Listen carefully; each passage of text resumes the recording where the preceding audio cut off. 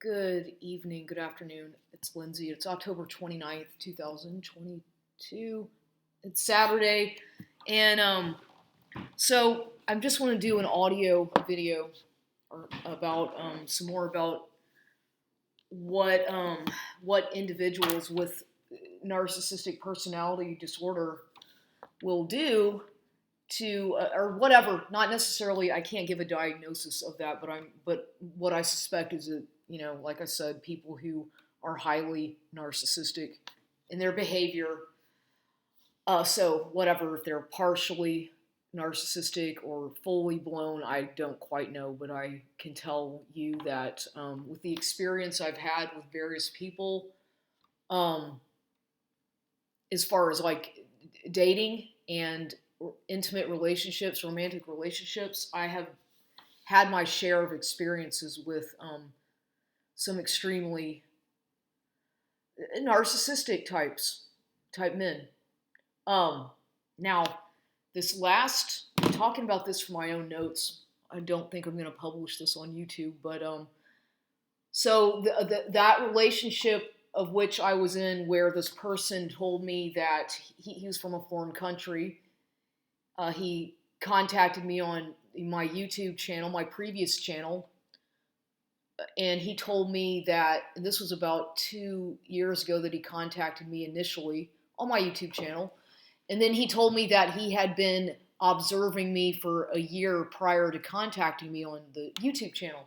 Okay, well, nonetheless, that's a person who I was involved with, who came to live in my home here in San Antonio for 4 months. And this person, I was very welcoming towards him. Basically, I gave him a key to my house, or this house, the house that I live in. And I basically trusted him. I thought, okay, it takes a lot to give a complete stranger a key to your house, or you have to really, you don't just do that to everybody. That's the first time I've ever done that with anyone. And so that person took advantage, bit by bit, slowly but surely started taking advantage of the fact that I gave him the key to the house. I told him basically he was welcome into this house to stay as long as he wanted. At first, I told him that in an email, which was a mistake because I realized soon after this happened that he was already here. I started to watch his behavior get extremely like entitled, like he felt entitled to everything that I had, everything. He just kind of started acting like he was entitled, and his behavior was often rude and demanding. And I felt, this is not how you are supposed to be when you're in somebody's house. It's kind of, it was a bit alarming because I felt like my space was being invaded, and he, started criticizing everything about me, about the way I do things, about my taste in music, everything, pretty much everything about my personality that I liked, he would criticize in one way or another. At first, it was really subtle, and then it started getting more and more intense with his criticisms and backhanded comments and whatnot. And I just kept tolerating it. I just kept thinking, well, we're just very different people. I don't expect to ever be with somebody who likes everything that I like, and who's going to exactly think the way I do, because that's just not realistic.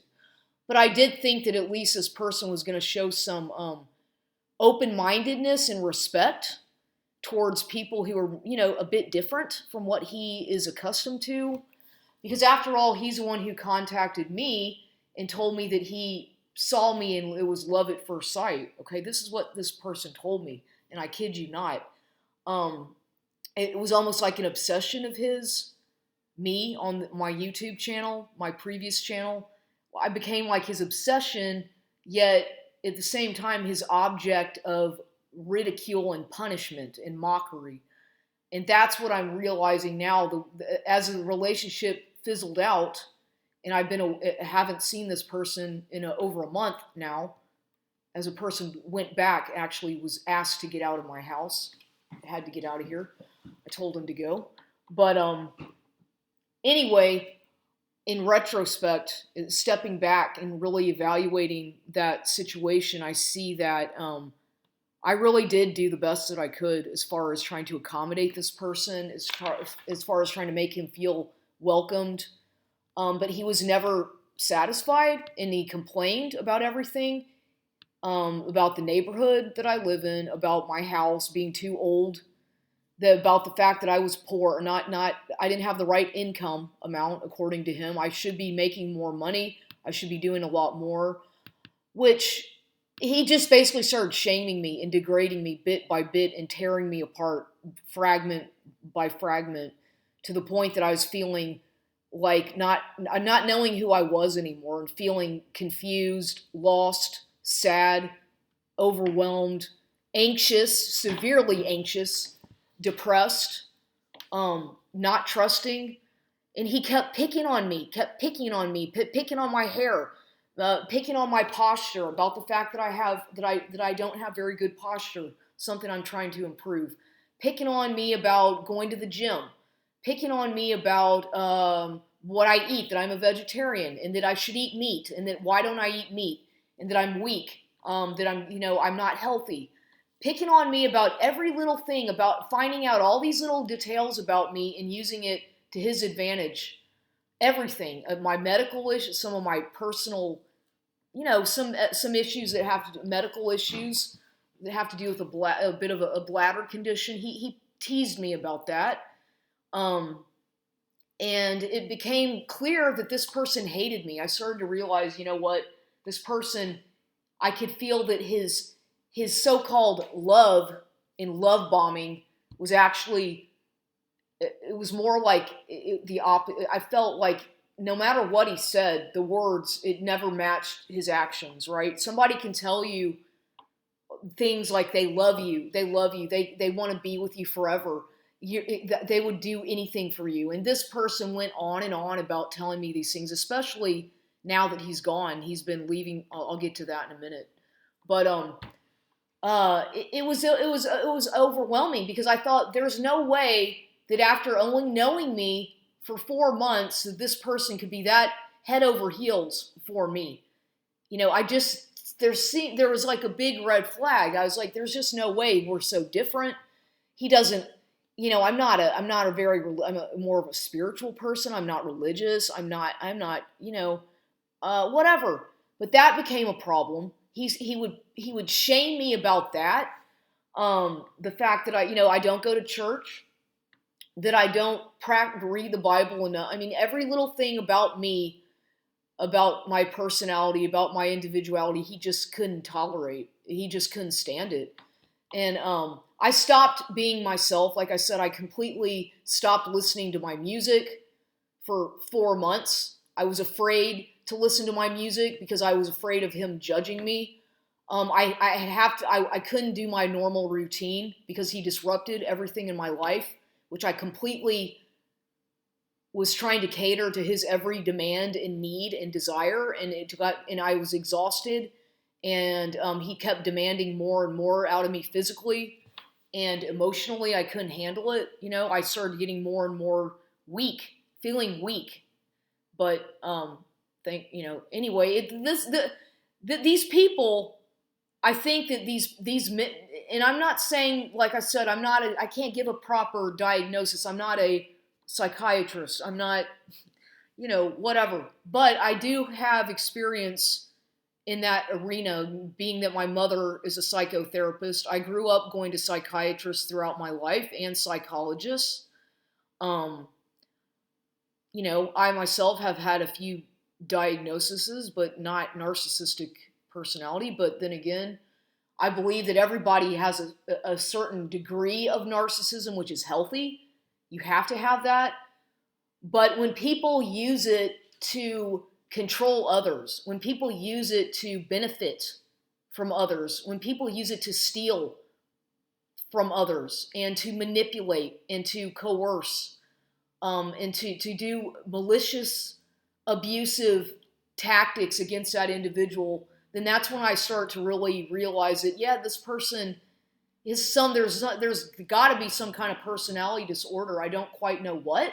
If it's dissociative, if it's borderline personality disorder, or other paranoid personality disorder, which all of these things can mimic narcissistic personality disorder, because when you are any of those, you have, anybody who's antisocial, which whatever, that's a form of narcissism in a way, because these are all forms of narcissistic.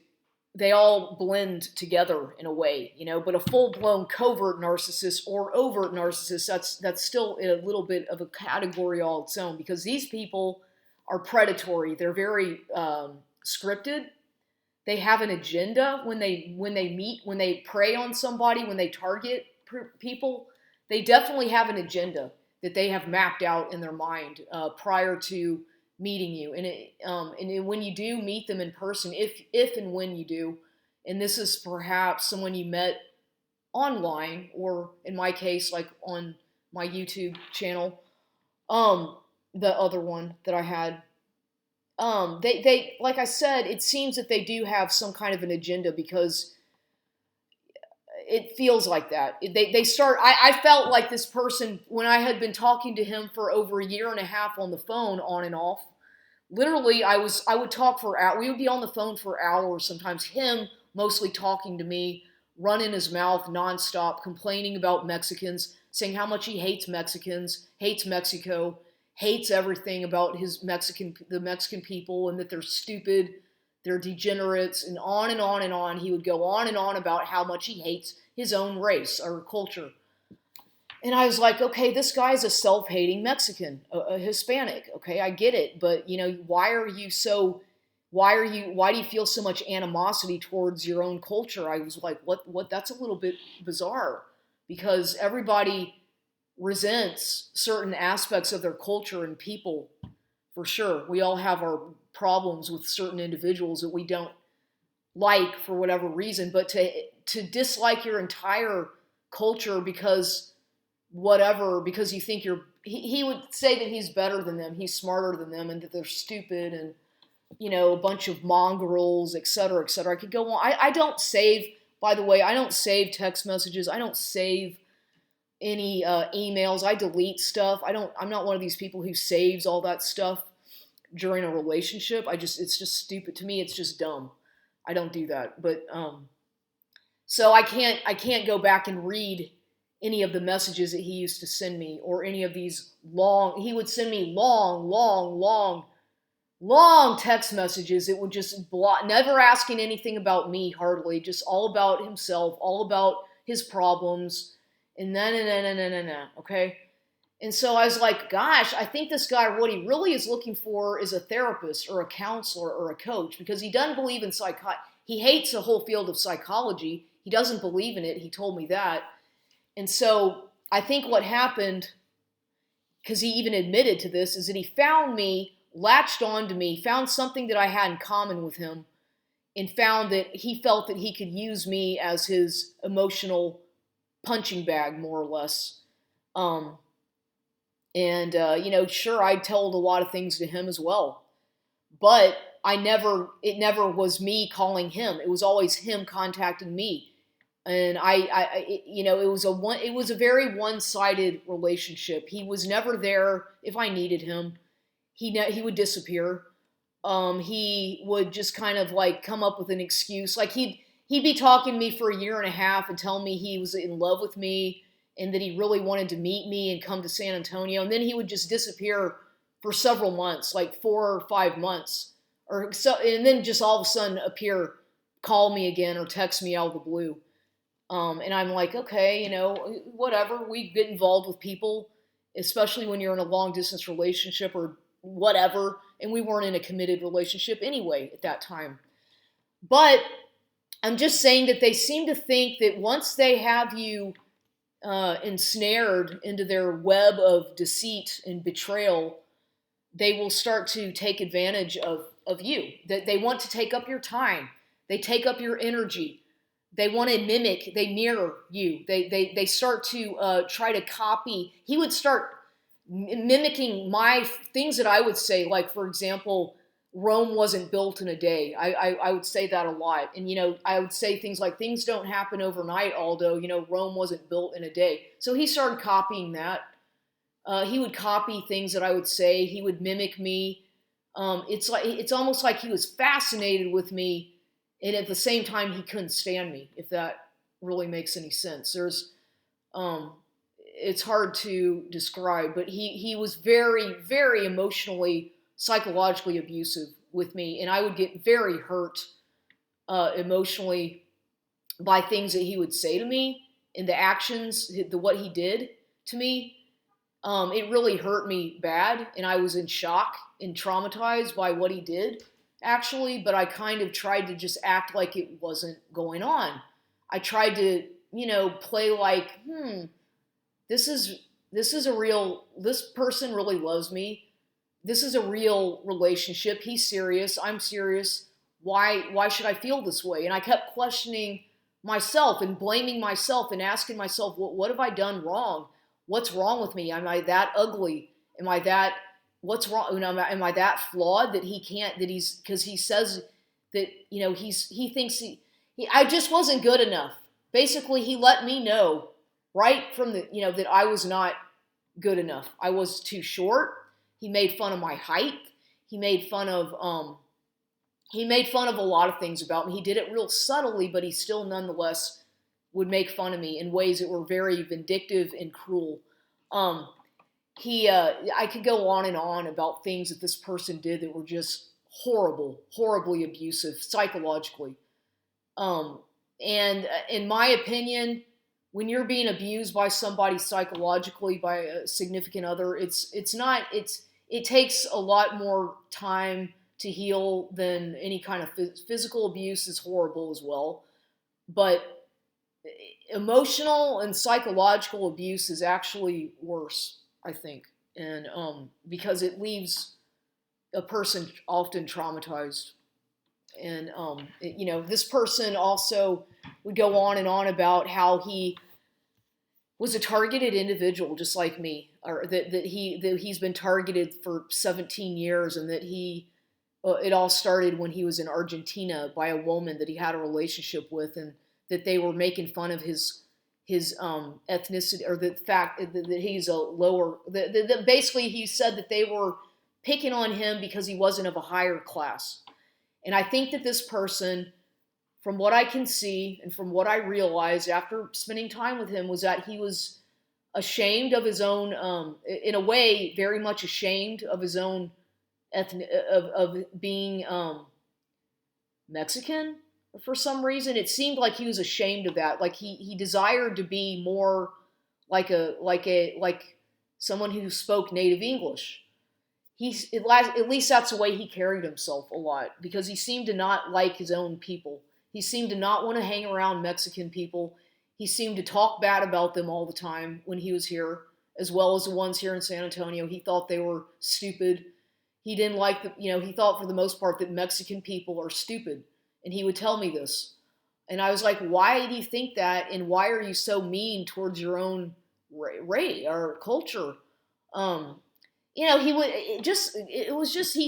was acted like he was entitled, like literally like somebody needed to roll out a red carpet for his entry. That's how this man behaved. And I was expected to cook, I cook anyway for myself, and I've been doing that for a long time, but I was expected to be perfect cooking. He would treat me like, he would grade me and rate me according to my cooking. And then he would let me know if he didn't like it, for sure, by pouting, by these little gestures that he would do, he would always leave the toilet seat up, no matter how many times I asked him to please don't forget to put the toilet seat down after you use a toilet. He'd always leave it up. He wouldn't flush the toilet a lot of the times. He just was messy. He would leave a mess in the kitchen and expect me to clean it up all the time. He'd leave dishes. He just expected me to do everything for him without any question. Um, so he was treating me like I was his wife, like I was his property. Yet he would treat me one way indoors in this house, and then out in public it was totally different, because in public he would be very cold. He would walk away in front of me. Usually, he was very cold towards me in public, uh, most, if not all, of the time. He was rude. He would always have his phone out in the restaurant. If we go to one of these taquerias, which I like, he didn't like them. He complained about them all the time. Hated those places, but I like them, and I don't have a problem. I love that kind of stuff here and there on occasion. It's good to me. The Mexican little, restaurants and taquerias, I really like them. He hated them. He didn't like them. He complained about the food, complained about everything that you can imagine about those places, and saying that, this is nothing like real Mexican food. If you were in Mexico, people in Mexico would laugh at this trash and this is horrible. He just kept dragging down everything about San Antonio, everything about the Tex-Mex culture he hated. He would drag it down as much as he possibly could, saying that Guadalajara is much better. And, almost like he had to compare. Everything had to be a competition between not only me and him, but then against San Antonio and Guadalajara. It became like a big competition about how Guadalajara, Mexico is so much better than San Antonio. This place is horrible. It's dirty. The only thing he liked about it were the missions. Apparently, the only thing about this city that he actually respected are the missions. That's it. Other than that, he didn't like anything. He hated the parks. I tried to get him he didn't want to do anything except go to the missions. That's all he would want to do. He didn't want to go he didn't want to have, it's like it was boring. He was the most boring person I'm sorry to be so blunt, but I've never been around anybody so boring personality-wise in my life, ever. He just was boring to me. And I'm not trying to be mean by saying that, but he didn't like anything that required having like a personality. It was just like, I felt like I was being weighed down by a big wet rag or by a big ton of bricks, because I couldn't be myself. I was being shamed for being who I am, for my everything about me. Yet he was addicted to me physically. He would basically demand that I would please, the sexual stuff became something that had to happen every day or every night. And if I didn't want that, he would basically push himself on me, almost like I felt like I was being raped. Literally, he would smother himself on me, and I'd be in bed, tired, when he would get off work from this dishwashing job. Sometimes he'd get here at 12, 1 o'clock, whatever. And this was on a maybe Saturday, Friday night, and he would demand sometimes that I have sex with him, or he would basically force. It was like he was demanding. Let's just put it that way. I'd be tired a lot, not wanting to do that but he demanded it. I had to do things. I was expected to do certain things to him in the bedroom that were like almost like it was expected of me. It was expected, and he never once asked me about my pleasures or anything about that ever. It was always about pleasing him, and I'm being honest about this stuff because this is what happens when you're dealing with a somatic, covert narcissist. They are all about themselves, in any kind of intimate setting. They don't care about pleasing you, or if they do please you, they want you to give them. They want to show off. If they do, or if they are into that, then it's a show for them. Like they have to make sure that you praise them and comment on their. A lot of times they'll force you to make compliments about their anatomy or about their body. They get very, very extremely.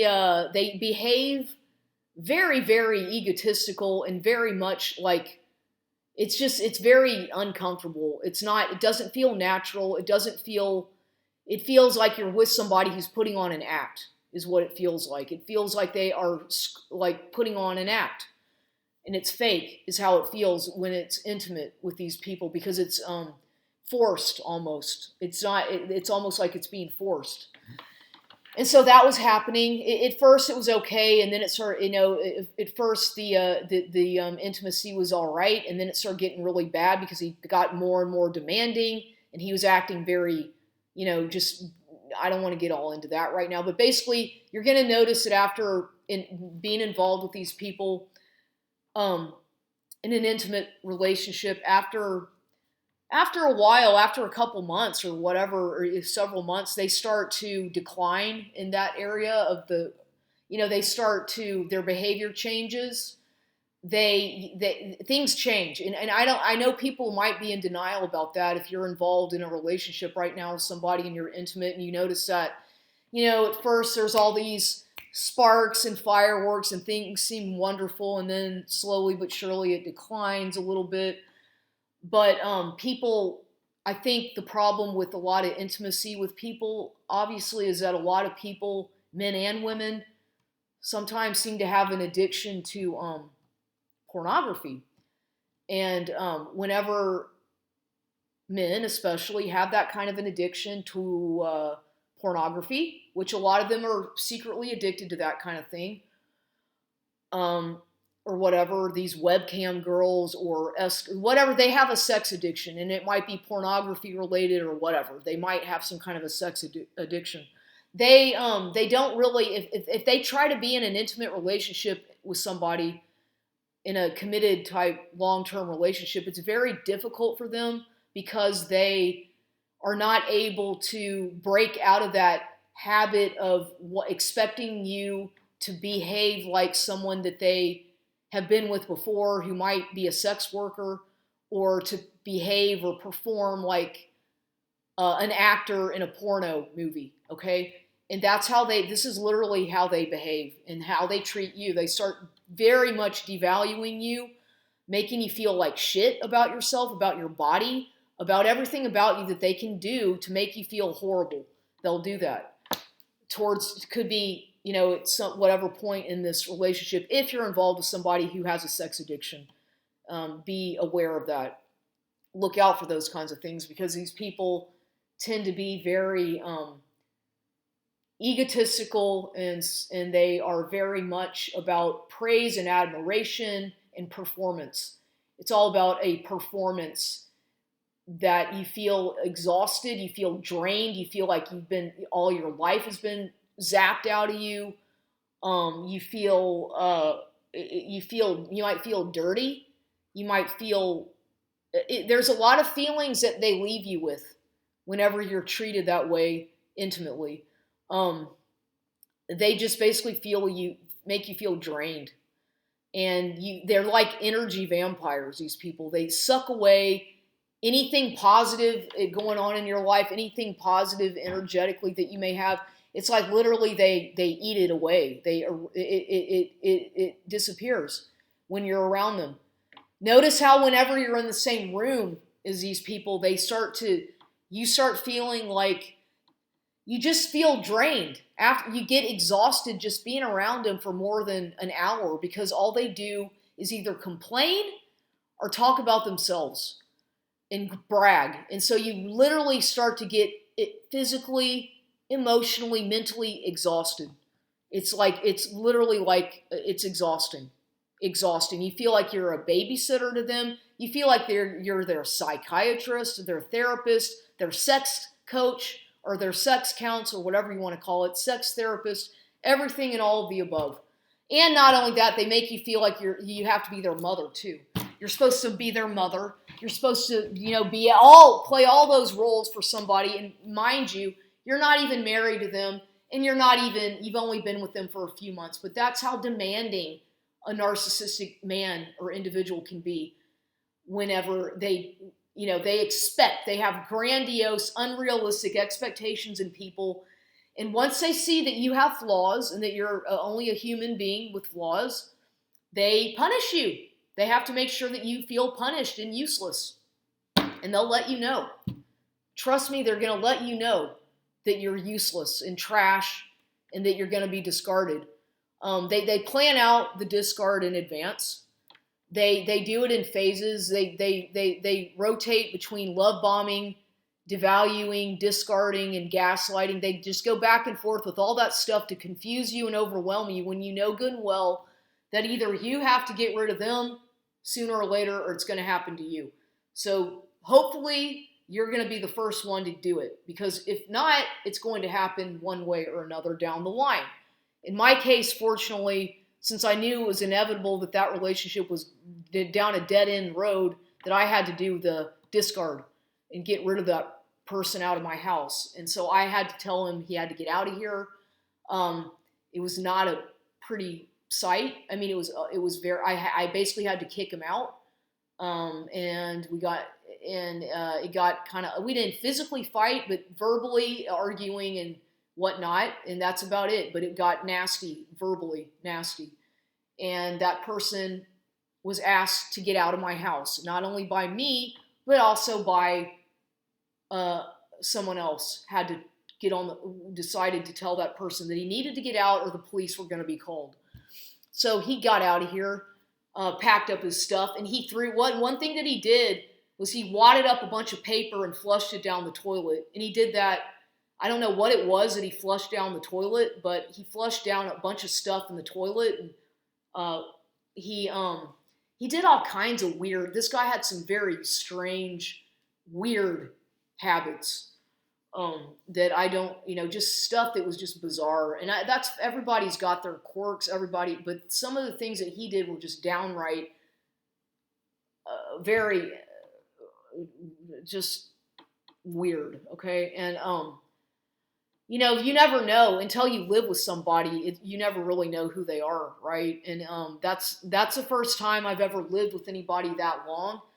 In the past, I've been in long-term relationships where we would see each other all the time, but we didn't cohabitate.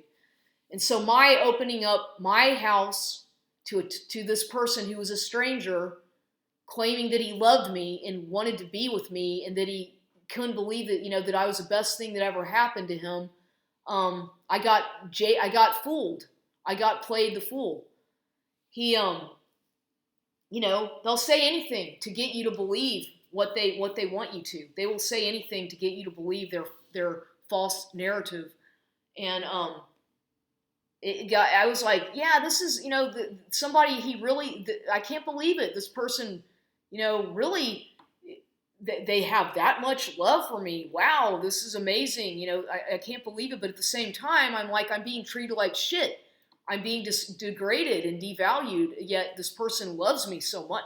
What they do is they do this to fuck with your head. It's called mind fuckery. Pardon my language, but they fuck with your mind. They want to fragment your person. They want to fragment you and break you down psychologically by gaslighting you to no end. Constant gaslighting that they do. They lie. He would lie all the time. Lies. I would catch him in so many lies, little lies. And they're not honest. They're not honest about mostly everything. They are not honest about hardly anything. They don't know how to be honest. For some reason, they're not very honest people.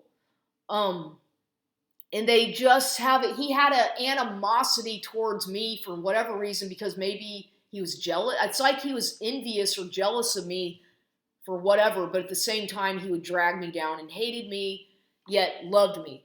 But he was so envious of things about me that he, having to always remind me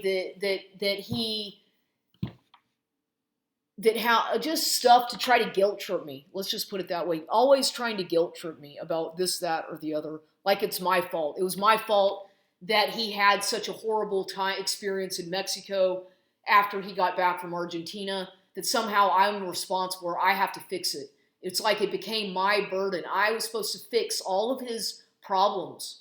And he told me things like, I'm the only person he's ever told all this stuff to, that I'm the only person he can ever talk to and he trusts. He told me that I'm the only person he's ever been in a long-term relationship with, that I'm the only person he's ever loved, the only girl he's really ever loved. He told me that, he told me that He wanted to spend the rest of his life with me, that he can't live without me, that I was his universe, that I was his everything, and that he's empty without me, and that he can't survive without me. He went on and on and on and on.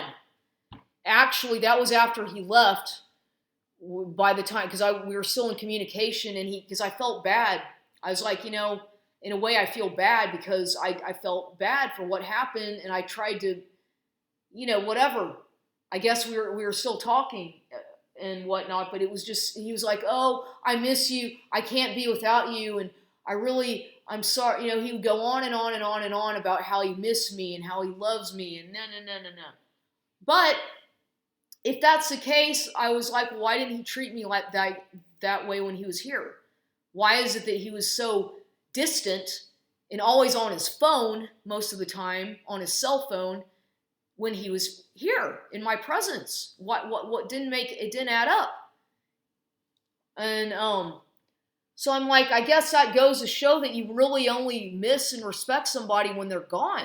Or I kept thinking that either this is just all fake, which probably it is, an act on his end, that you realize, you don't realize what's gone until it's gone, or what you lost until it's gone, right?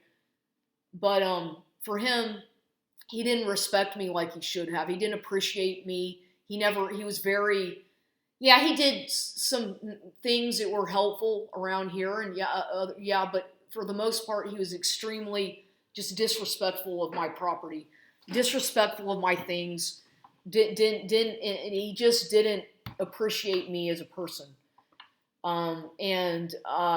Yet a long distance relationship, oh my God, he misses me when he's not here. He misses me so much, and he loves me so much, and love bombs me. He's been love bombing me for the past month nonstop since he's been gone. Severe love bombing, like big time, especially in the past week. Heavy love bombing, because but I realize it's fake. It's fake. It's like he's reading a script. And I guess realize what I have to understand is that I'm too trusting. I have to be more selective. I have to be more careful. And obviously, if a person loves you that much, it's usually because they have something in mind that they have, like maybe a green card, okay? I guess that this person really had the desire to want to marry me and whatnot. Why? Because ultimately his agenda, his goal, was just to get a green card. And that became more and more apparent that, I can't believe I'm doing this to myself again, or this is happening to me again. I've been through this situation before where I married a man who coerced me into marriage, stupid me, in 11, however many years ago, and I married the man, and he got a green card out of me. I sponsored his immigration. And he got a green card from me, thanks to me. And it was a horrible experience because he was abusive. He physically abusive, verbally abusive, and he was a dangerous person. And I had to learn the hard way that I told myself I'll never, ever, ever marry another man who's a foreign man. I don't care. I mean, I told myself, no. He can be Hispanic or whatever, but he must be somebody who lives in the country that I live in. He must not be seeking a green card. He must be from this country.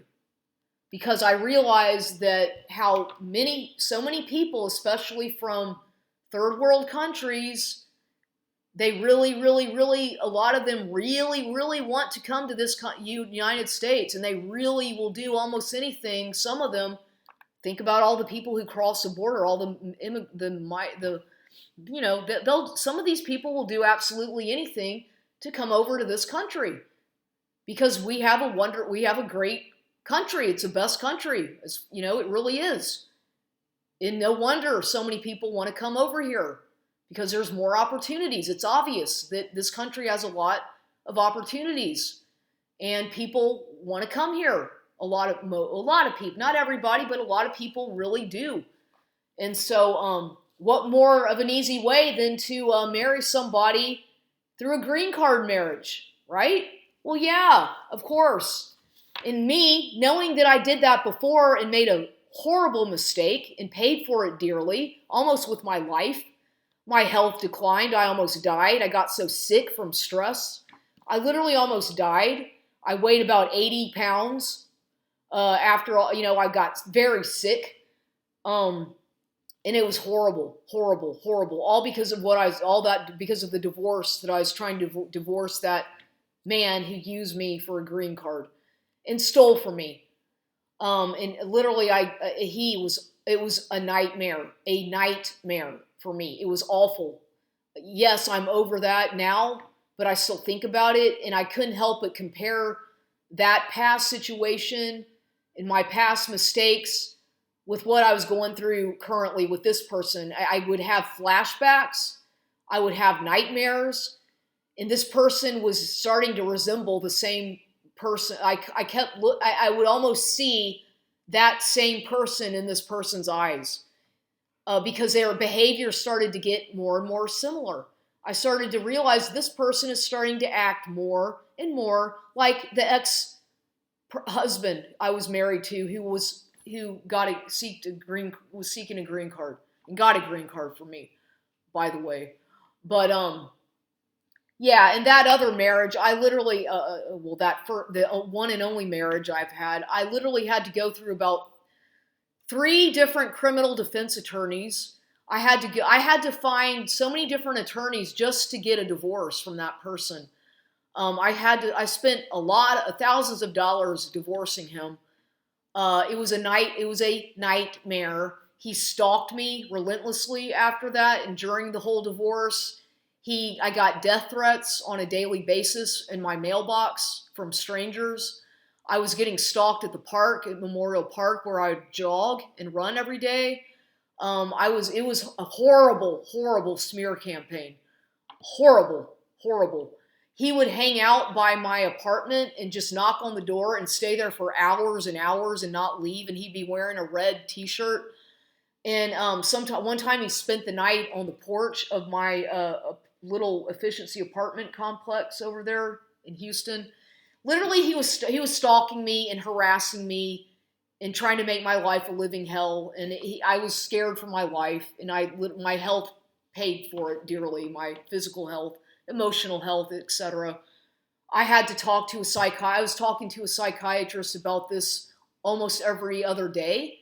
A psychologist. I had many of them, but one woman, I was so traumatized and so distressed that I literally had to talk to somebody about every 3 days. It was that bad, on the phone. She was not local, but I knew this of her, and I had to talk to her because she knew about this kind of abuse, whatever. She had to help me through it, and she did.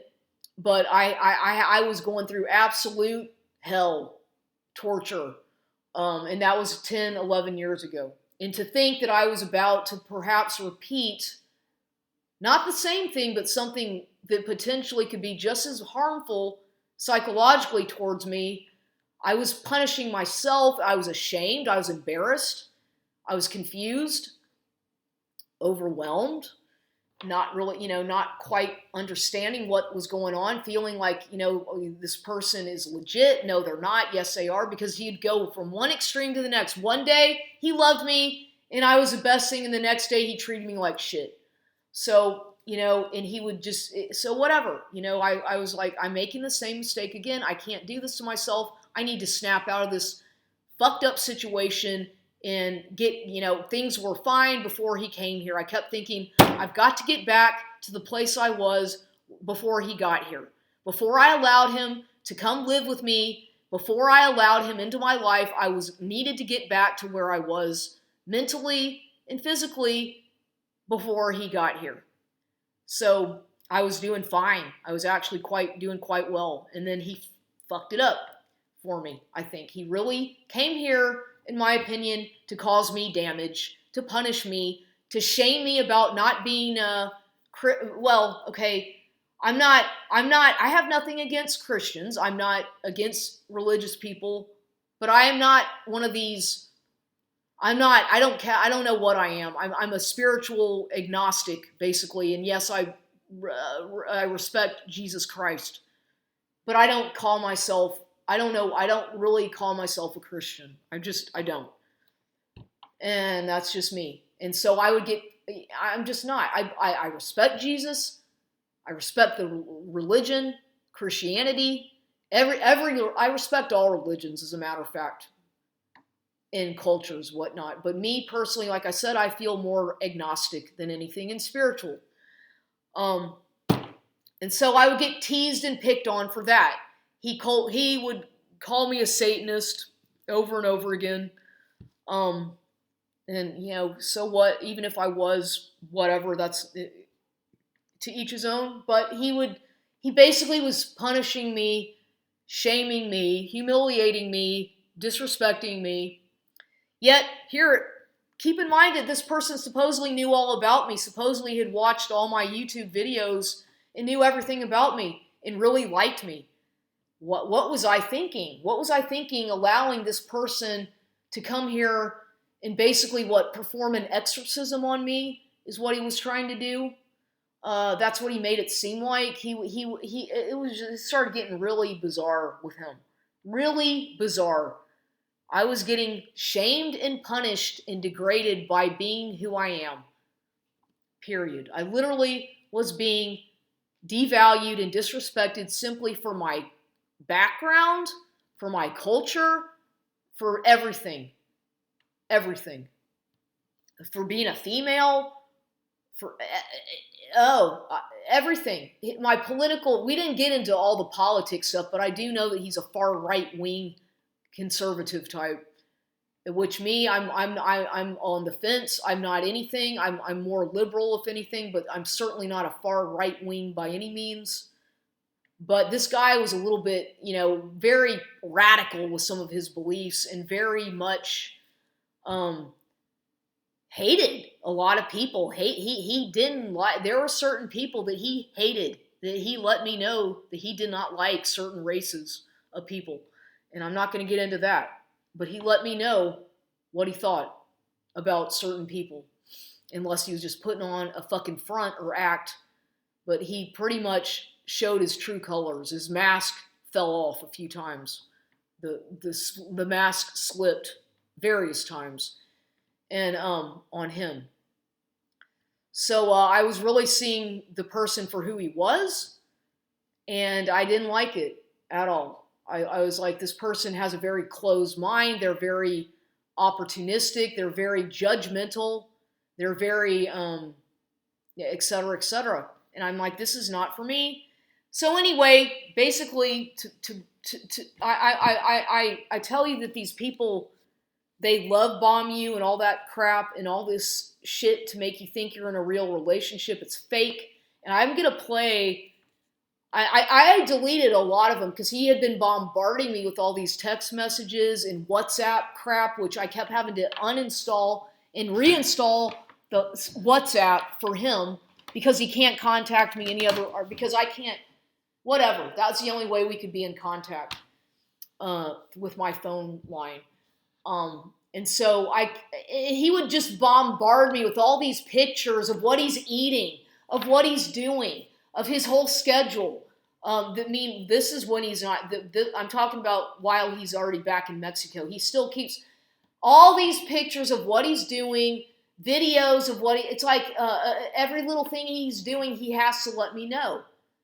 And I'm thinking, did I ask you for your fucking schedule? Did I fucking ask you? Did I need to see? It's like, I'm like, why are you doing this? Why are you feeling like you have to tell me every little thing that you're doing, everything that you're eating, everything? And I'm like, this is a fucking full-time job just trying to deal with you, okay? And I can't do it. I've got other things to do. I also work, okay? I have a job. I go to the gym. I do things as well, and I stay pretty damn busy myself. And this person, they just want to take up all your fucking time. They act like you are an object and that everything revolves around them, and that if you don't, it's like they don't have, I guess, what is it called? Object constancy. I'm not sure of the word, but they basically, They fucking take up all your time, okay? They take up all of your damn time, and they deprive you of sleep if they can help it. Sleep deprivation. Oh God, yeah, etc. Breadcrumbing, gaslighting, love bombing, devaluation, discard, reevaluation, oh my God, the things that they do are very textbook.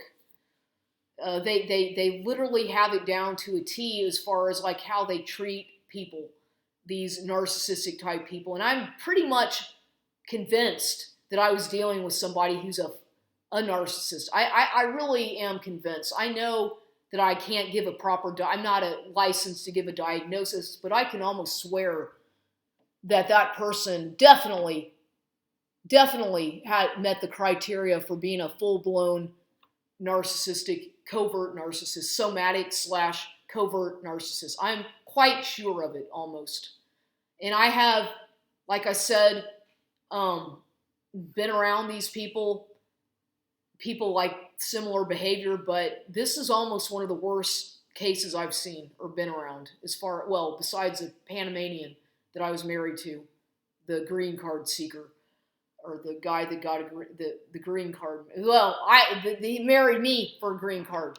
Let's put it that way. That years ago. But you see, when people have an agenda, when they really want something bad, they're not there, and they have that kind of determination. They might not. They might. There's no telling what they may be capable of doing to you, the harm. And I was afraid. I kept thinking, my God, this person is. I can't imagine being married to someone like this. I would be miserable. I would feel like I'm in prison. I was already feeling like I was in prison just dating, just being in the same house with him. But literally, he was so suffocating and so demanding that I felt like, my God, if I were married to this man, imagine how horrible it would be.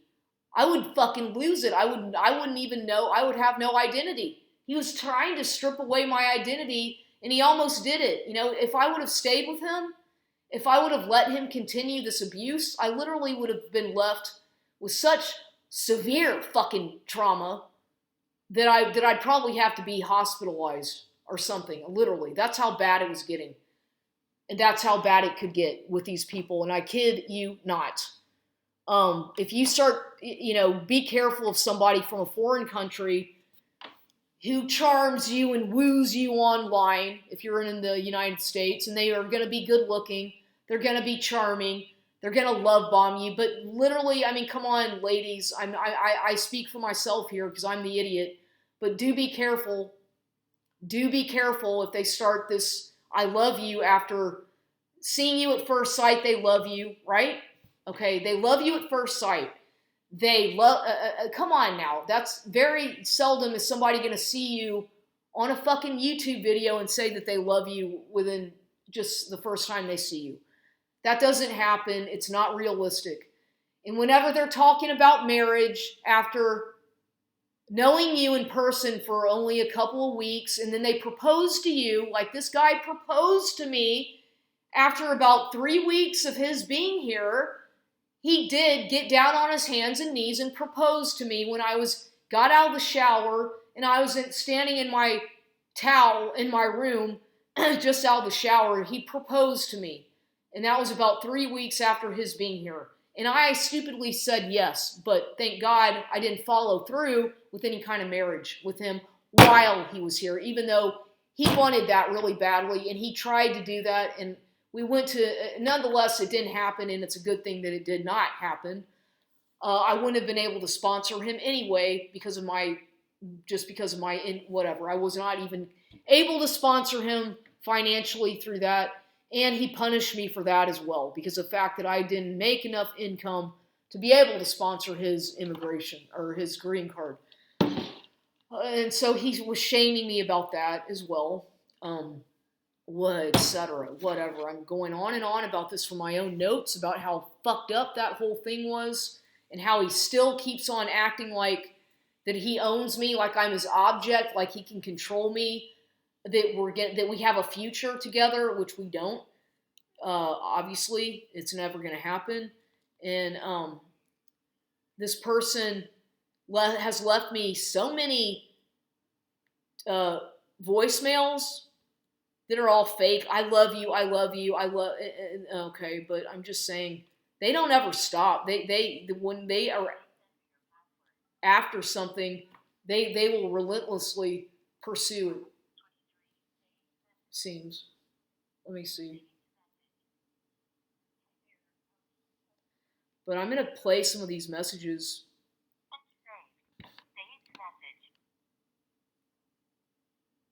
Hello, hello, beautiful. This is Aldo. Good morning. I hope you're feeling better. I'm recording everything that I'm saying. So, I love you, Reggie. I am calling you because I want to know how are you doing. I hope that I can talk with you very soon.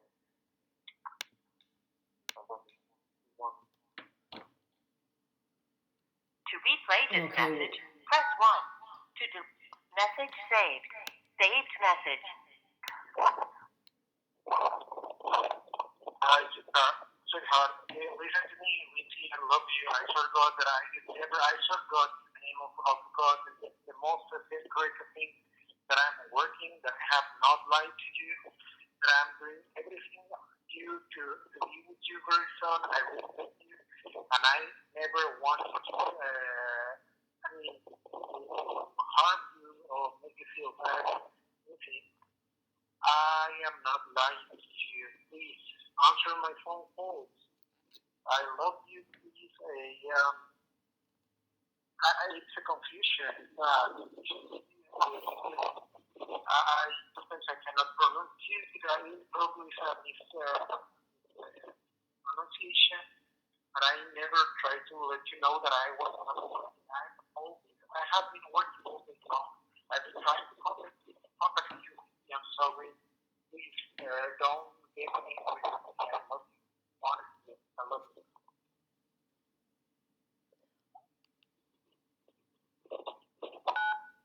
To read message. Let me say something about that message. Okay, let me talk about something that happened to explain that. That he said something about confusion and whatnot. Well, he keeps calling. He has some new job that he's been doing, a telemarketing type, whatever customer service job in Mexico where he speaks English. And he yesterday he left me yesterday, which was whatever Friday. He left me three different voicemail messages around 2 o'clock, starting around 2:15 in the afternoon. All of which I didn't answer because I was busy and I didn't, I didn't pick up, I didn't get them, I didn't. So he left me three voicemails. One of them said, but he started out in the morning saying that I'm his universe, that he loves me more than anything, that he can't live without me, and nah. This long, this text message, a love bombing thing. And then the messages that he left, one of them was saying, I'm on my break. No. That one of them was about how he's on his break at work, which was, I think, one of them, whatever, I can play that one in a minute. And then another one was, I'm still on my break, please call me back. And then another one, the third one that he left, said that I'm on my break. I really want to talk to you before I get in the shower, he said. And he said the word shower 2 different times. He said, I really want to talk to you before I get in the shower. And so I'm thinking, what the fuck? So I saved the other two and I accidentally deleted the one about him saying that he wanted to talk to me before he got in the shower. And supposedly he works at a call center. Supposedly he was on a break, which he, because he hit, whatever. But I'm thinking, what did he slip up or what's that? How could he get the word? And then he said, when I asked him about that later on that evening, and I said, why did you say that? What's that about? And he said, he started saying that he got the word lunch confused with shower. And I thought, wow, okay, all right, whatever. That doesn't really, those two words don't sound anything alike, and your English is pretty good. So that's pretty strange that you would get those two words mixed up, you know? But anyway, I feel like that was a lie, that I caught him in some kind of a lie, or he slipped up. But it was obvious that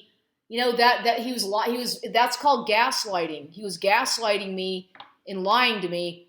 But clearly the guy is, and now and after that I deleted the fucking WhatsApp thing again, because I'm tired of installing it and uninstalling it for him, just because he demands that I have that stupid app on my phone, which I don't like it really. I mean, I don't use that WhatsApp, except I was only using it to communicate with him. But it was causing a lot of problems with my phone, and I would try to explain that to him, and he would insist that I have it. Just all this crap. Oh my God. So I'm just saying that they lie. My point is that even if they say they have a job, they might have a job, but the question is really what kind of job, right? Maybe they lie to you. If they're in a foreign country and you're trying to carry on some kind of a long distance relationship with them, either after they left your country and they went back or whatever, and you've already met them and you still want to try to continue or fix a relationship that already went bad. They're going to try to do anything to get back into your good side, or they're going to try to get back into your life, I guess, by lying to you and love bombing in words of flattery via text messaging, phone calls, and whatnot. Usually it's just because, like I said, I believe they have an agenda. They might not be who they say they are. They may be leading a completely double life. They might not, you never know, and I don't know, because I don't trust this person, and I believe that he was living a double life in Mexico. I don't quite know, but I would bring up things like, are you bisexual, Aldo? Because something about his behavior came across as being very flamboyant and almost like a homosexual. And I'm not homophobic at all. But I happen to be heterosexual myself, and I've never been involved with a bisexual man. I've never been, I'm a heterosexual, and I prefer men. I don't have an attraction towards women, but I don't know, and I don't have anything against people who do at all. But I believe that this man is a homosexual, or he's a closet homosexual, and he's in denial about it, or he's bisexual and he's had some experiences and he keeps on going back and forth and can't make up his mind about if he wants to be with a man or a woman. But he's very hurt. He's going through something sexually about his sexual orientation, of which he feels a lot of either embarrassment or shame or guilt. And so I think he latched onto me because maybe he knows that I can understand, or that I know what's going on, and that I'm the only person who may be able to help him or something. But that's what he makes it seem like, because clearly this guy something's wrong with him. Something's wrong, and he's doesn't know what he probably himself can't figure out, or what he doesn't know what to do. I don't know. That's what I suspect, and I could be wrong. But I kept getting the feeling that this guy he might be gay. He might be. He acted like it a lot. He didn't seem to like women at all. He seemed to say that most women hate him, and that he hates most women, and that a lot of other things like that. So I don't know what I was dealing with, but I do have my suspicions, or my analysis of what I think may be going on with him. And so he's angry. He's feeling rejected.